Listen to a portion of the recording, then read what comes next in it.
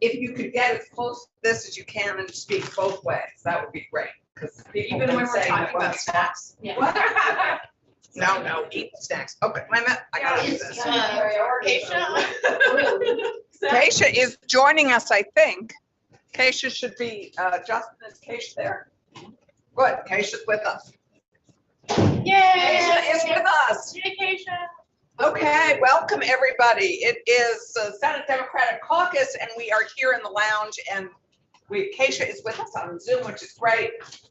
And what we're going to do today is really begin to focus on, now that we're post crossover, we're going to begin to focus on the House bills that have come to all our committees. And so I think we will start, where would we like to start? Why don't we start at the bottom of the alphabet? Transportation. Damn. We're going to start with you. Well, we just got the transportation bill today, so Right. we'll be spending the next couple of weeks working on that. That's our major piece of legislation right now. That's it. Breathe, sorry. Good, and it is Becca. Senator White. Thank you. Did you get your books, your binders? Did you get the black book and the white book? Mm-hmm. You did. If we want a copy of that, is that something appropriate to ask for? Public information. One assumes it would be. Right, terrific. Okay, moving up I don't think we have, is Senator Bray with us? No, so then we will go to, we have, Keisha, are you there? Would you like to do Senate Economic Development? Projects are in your district. We lost Keisha. There she is. Sure. Hi, okay, we're gonna have our Zoom Okay. report. Okay, Keisha, we would. Great. Well, first of all, thank you. We can hear you. Is that, am I delayed? Nope, you're great. Okay. Okay. Just thank you to leadership, to Senator Clarkson, to Senator Harrison, and to everyone who helped last week go very smoothly for our committee. That was really nice as I sort of entered into the unknown period of time here at UVM Medical Center. I am right now in a hospital bed, so I don't just want to give people an update. It's not particularly dramatic. There's just a lot of monitoring that happens in the early afternoon. And I have now been here exactly a week. And probably toward the end of this week, we'll be moving toward the delivery room. So just that will be a time when I'm extremely hard to reach. But I'm just glad we're really over the hump in our committee. So thanks everyone for the support. I have lots of flowers. The food is really good. Thank you. Our committee has a series of House bills that probably can be lumped into two general areas that we're taking up. One is some more of the technical side of what we do on the labor and workforce front, UI, unemployment insurance, workers' comp, and minimum wage. Minimum wage being one that, we really want to look at to possibly renew our work from last session on raising the minimum wage. And we're trying to do that with the best information possible about what happened to wages in 2022. So that information is becoming more available to us over the month of April. The other big bucket is what I call our vice portfolio, alcohol, cannabis. It includes tobacco, though I don't think we have a big tobacco bill right now, and sports betting. So sometimes we take up bets and sometimes we don't as part of that. I think we've discussed a little bit, and sports betting got a lot of work from the House to balance concerns about problem gambling. And it has, other places it needs to go and be fully considered with finance and appropriations.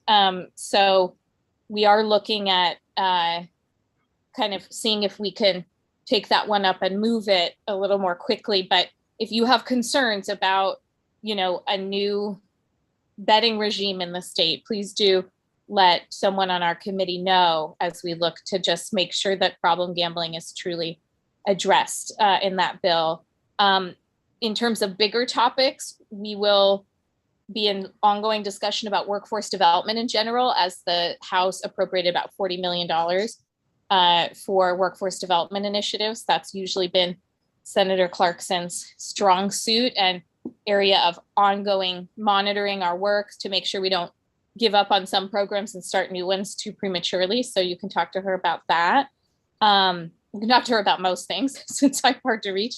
And the other, I would say, you know, big topic is just looking at what the House did on paid family leave and asking probing questions, getting to understand their work as we look at the work we did as well. And hopefully, I don't know if Senator Lyons is in there, but, you know, housing isn't a finished topic. I think a lot of you are getting emails about emergency housing and general assistance, housing for people with disabilities, supportive housing, recovery housing. We still want to look at that, especially since the House added more resources for that, and the policy committee should just better understand, you know, what a bridge plan might look like. So been talking to Senator Lyons about that, and that covers it. Great. Thank you very much. I just want to mention also that the cannabis bill, Keisha and I will be coordinating with Senator Sears and Senator Starr, who is just arrived, about cultivation and caps, both of which we want to chat about with you in the next couple days. So I see Senator Bray has arrived. I have a question.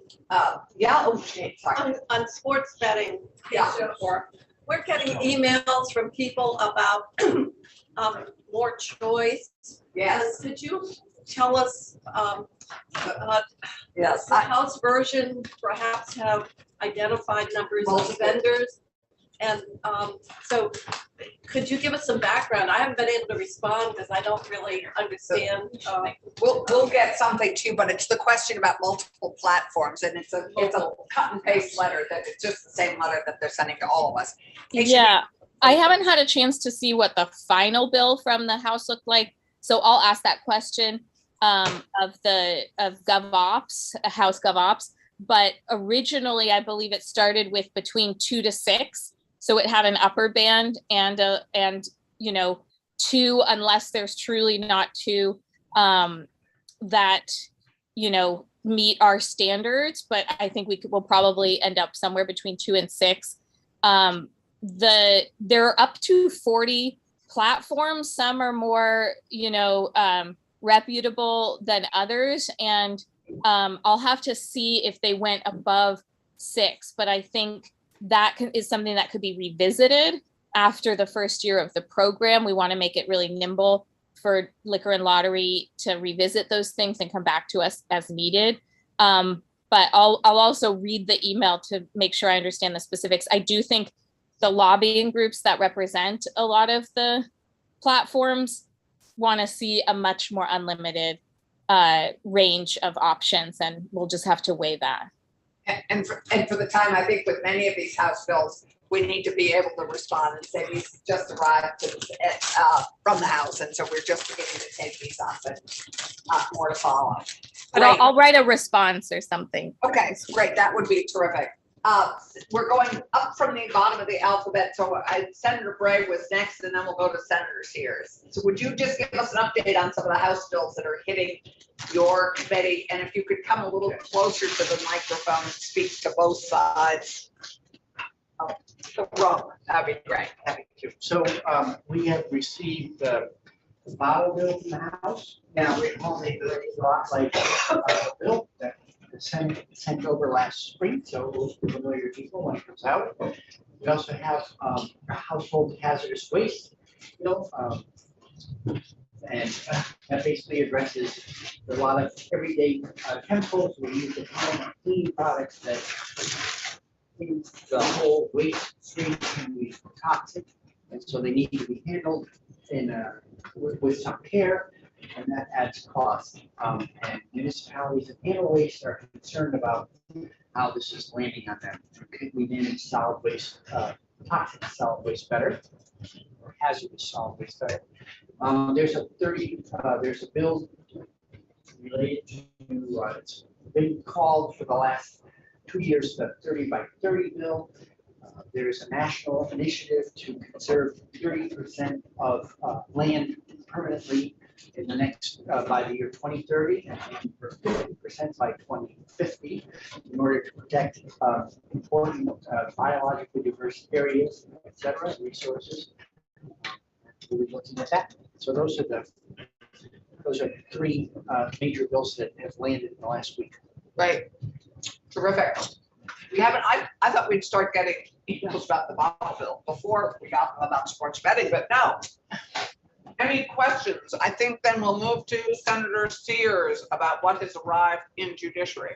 A lot. We have a lot of bills, and we're cranking them out as well as we can and doing our due diligence. But probably the two most talked about bills, one is the H89, an act relating to civil and criminal procedures concerning legally protected healthcare activity, which is a companion bill to the S bill that we passed earlier this session. This has to do with the legal ramifications of, the questions, people coming from Texas to get abortion in Vermont, are they going to be held liable under Texas law? And the doctors or any healthcare professional providing that service, as well as anyone who aids in coming to Vermont. It's rather complicated. We have one of those long bills, it's Uniform Power of Attorney Act, which is probably not that, it will be complex for any of us, but we're going to trust the probate attorneys to know what they're doing. That should be coming out. Probably the most controversial bill is an act relating, and I say controversial. It's an act relating to implementing mechanisms to reduce suicide, which has a safe storage of firearms, a waiting period for firearms of 72 hours, and some updates to the red flag law, which would allow family members to go to court to get, right now you have to go through a state's attorney. Get to court to enact for a red flag law, which would allow somebody to have their firearms repossessed or taken because of either their danger to self or others. So those are the three main elements of the bill. Probably we'll see what happens. Starting testimony on that, I think Friday. We'll get a bill out, I'm sure. I hope we do. On both of those issues, there are other bills that are equally, you need to be careful.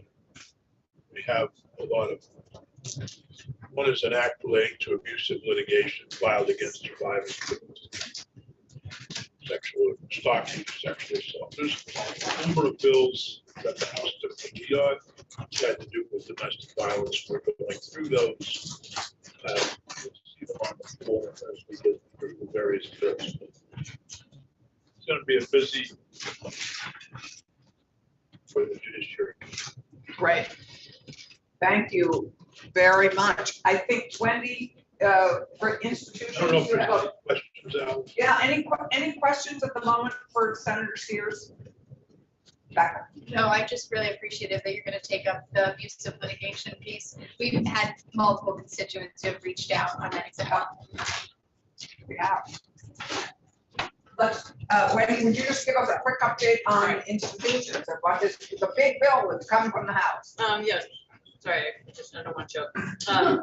Yes, the big bill has come from the House. There's several areas where we've noticed changes. We're just getting preliminary information from the House chair, and we're going to start our deep dive this week. Is that accurate? That Okay. sounds good. Perfect. Question Yeah. about the women's prison. Oh, yeah. Is there a time for a caucus discussion on that issue? Because a lot of folks are concerned about building a new prison versus investing in other things, and what type of prison we build. There's no question that there's a need for a new prison for women, but what it looks like and what it's going to be like a real concern. I think that is a great suggestion for one of our next caucuses where we're going to do a dive into a subject. So I think when we're ready to do that, we've now had several House members and senators, as you know, have gone to Maine to look at the Maine model, and there's lots to discuss. Yes. So let's do that for one of our more in-depth on the subject caucus. Sounds That'd be good. great. Good idea. I think next we have health and welfare, but I don't know if Ginny's here yet. Is she? She's in a meeting. She's set to Okay, put her last. we will put her last, and then we go to you, my dear, Senator Hardy.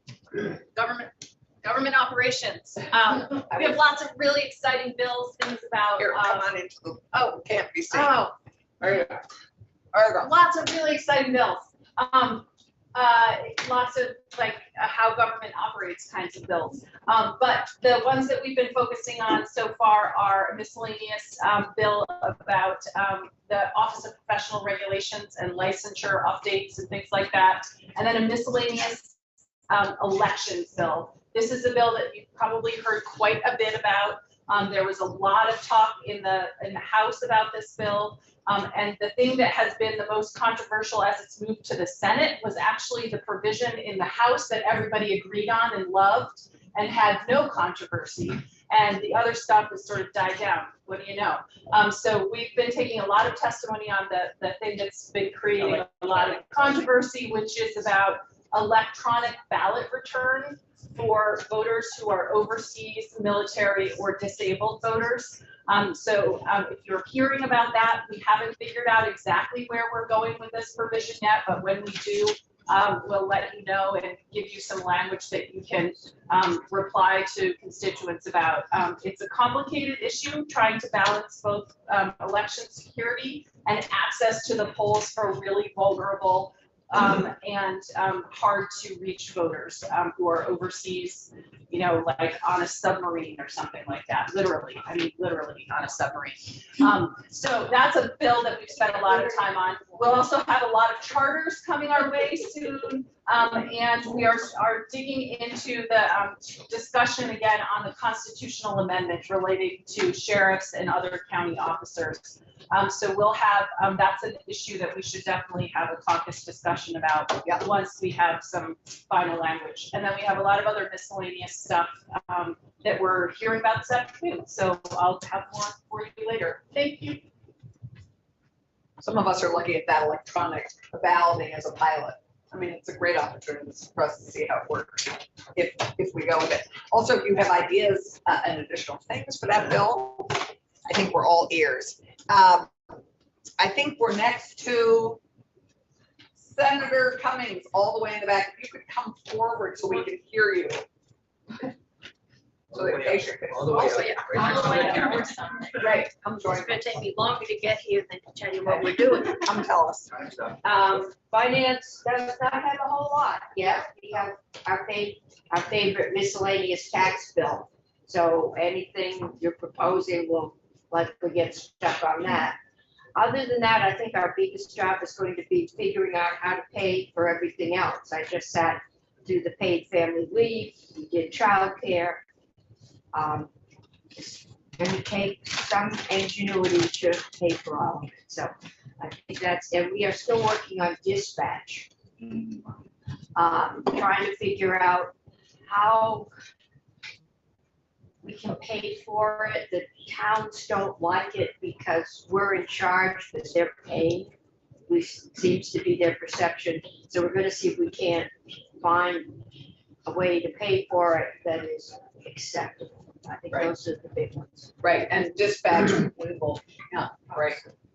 Terrific. I think then we are at Brian, at Senator Campion, we have education, and then we've done Keisha, and then on deck is Jane Kitchell and Bobby Starr. So Brian Campion, Senator Campion.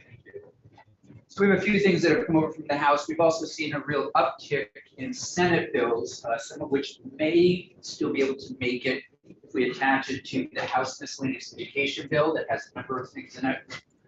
We also just received universal meals that we will be partnering with Senator Starr in agriculture on, and I think he's going to say a few words about that.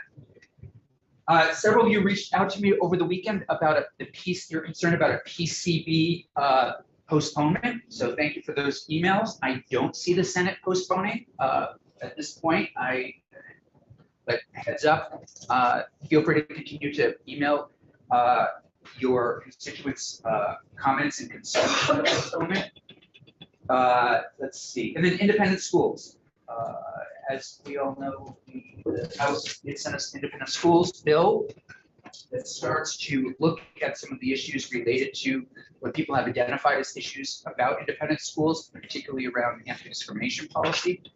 And so those are the big things that will be front and center with us. And again, if you have put in a bill in the past couple of weeks that you would like, it's very important. We can always try to attach it to the miscellaneous education bill. So with that, am I missing anything? I'm looking to colleagues. Great. Okay. Good. Any questions for Senator? Great. Terrific. I think then Senator Kitchell, we are to you, to appropriations and then to agriculture. We are zooming through this. Free time. Woohoo! The House has passed its budget, and we're just finishing up testimony from the administration, so we haven't made any decisions. I would say that there are certain areas that we're really looking at. The House actually set aside. Right now, we have additional revenue, and the extent to which we anticipate the federal match that has to come down. The House set aside none of those funds to help with, particularly in transportation and with water sewer projects, which are really critical. So I think there are areas that we'll take a hard look. The other thing I'll just tell you is, in some ways, it's always nice to say we're giving you something, but so we'll give you half of what you need. And I will tell you, we're going to be setting priorities and say, if we're going to start something up, then we have to recognize the cost, or you don't set it up. So if we've got a 2-year pilot, we only want to fund one. I'm looking at, next year, we don't know what the unwind is going to be. So if we want to move it forward, for example, the network stability for most of state government. Not only is it a problem for judiciary, but it's a problem for all of state government. You can't fund half of network stability. It's critical to doing our work. And so those are the kinds of things that we'll be looking at, and that is setting priorities. Otherwise, you're trying to give everybody something, but in the process, it may not get you to where you want to be. And if you treat everything kind of equally, then you're really not setting priorities in terms of what needs to be done and how you're going to want to do it. Now, the transportation bill, Senator Mazza mentioned, in the House, they actually increased the transportation fees. I'll bring that up because our statute requires those fees to be updated every 3 years, and they have not been. And we haven't taken any action. We just allowed that not to happen. So we've ignored the statutory requirement. The House put in the fees in the T-bill because the governor's budget and the T-bill plan actually requires a reallocation of general fund to support that transportation plan for the next 3 years, just to be the match for the normal FHWA highway federal dollars. So we are dealing with a transportation plan that assumes one-time money to be the ongoing match for the phase program. And I realize that's hard for people to understand, but in addition, so there's like 30 3 million just to serve as the match. And then there's also the additional match for the IIJA. So the House felt now was the time to move the fees up. The longer you wait to do them, the greater the increase and the greater the impact. And it already is having an impact. And so that reallocation or use of general fund to support what is basically an anemic transportation revenues. The House acted and put the fees in the T-bill in order to support the plan as was presented and not require or not rely to the extent that the governor's proposal did to use general fund, which for those of us who are on the committee, we're seeing general fund requests of what, over 400 to 500 million dollars. So I'm very popular today. In a couple of weeks from now, I'll be very unpopular because we are going to have to make some choices. And everybody can argue that, you know, the need has merit, and that isn't the issue. It's once again how we want to prioritize what we have for available revenue and how we make it work. So that's just the work ahead of your appropriations committee for the next couple of weeks.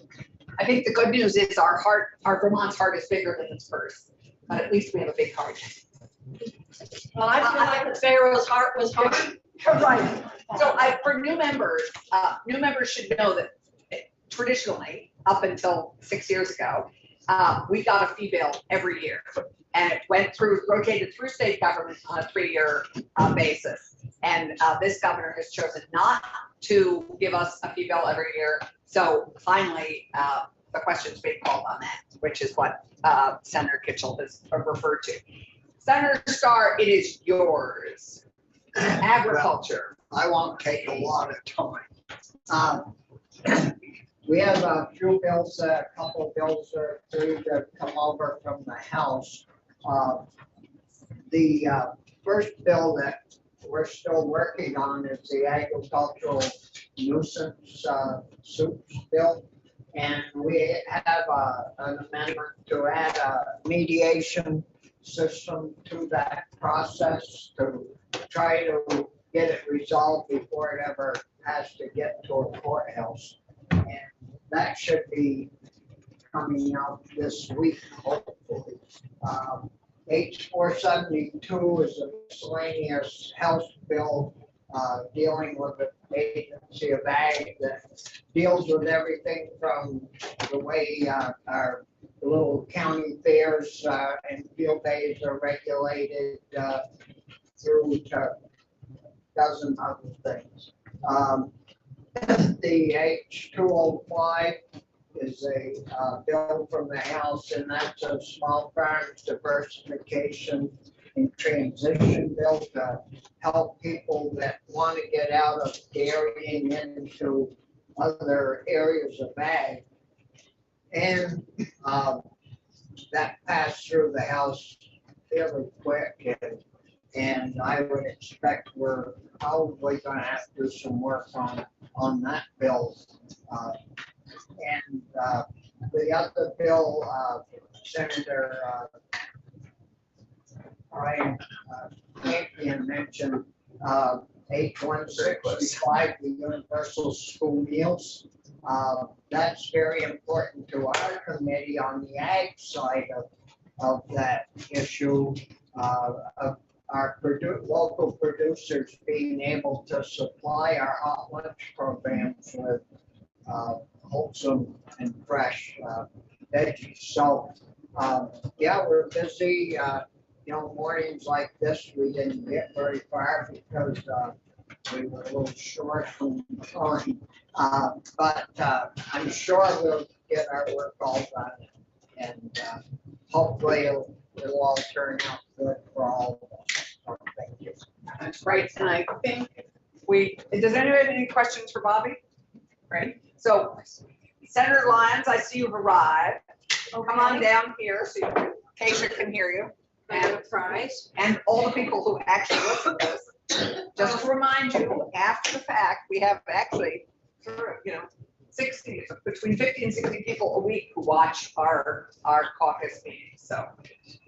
There we go, okay, take it away, health and welfare. All right, well, thank you. Did you introduce Senator Claire Ayer?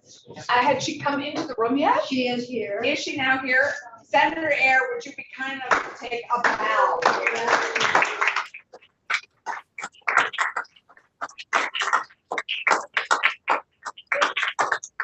It's great to have you.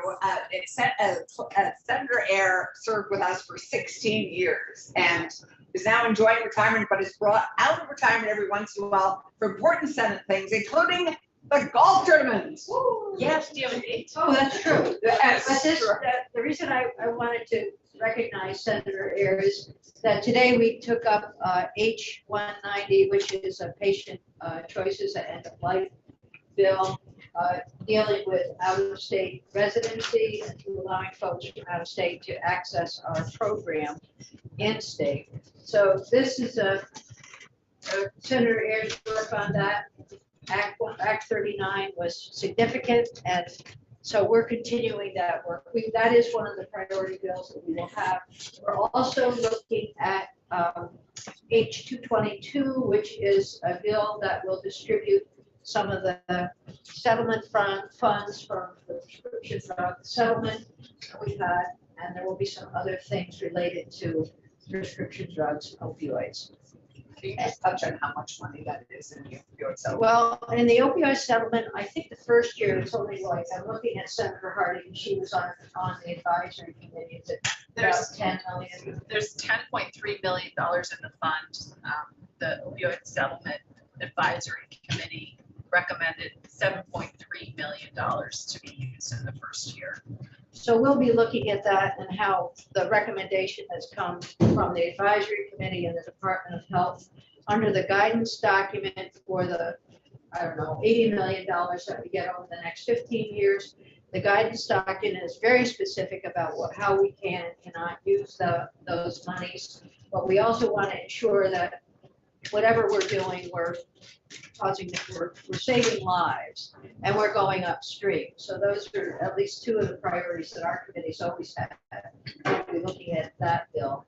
Then we also, and you'll all be thrilled to hear that we have a number of compact bills that we can go through very slowly on the floor, but they are important. So we have physical therapy, psychology, mental health counseling, radiology, and I think there's another one, but we have gone through those, and we'll bring them to you as we finish them.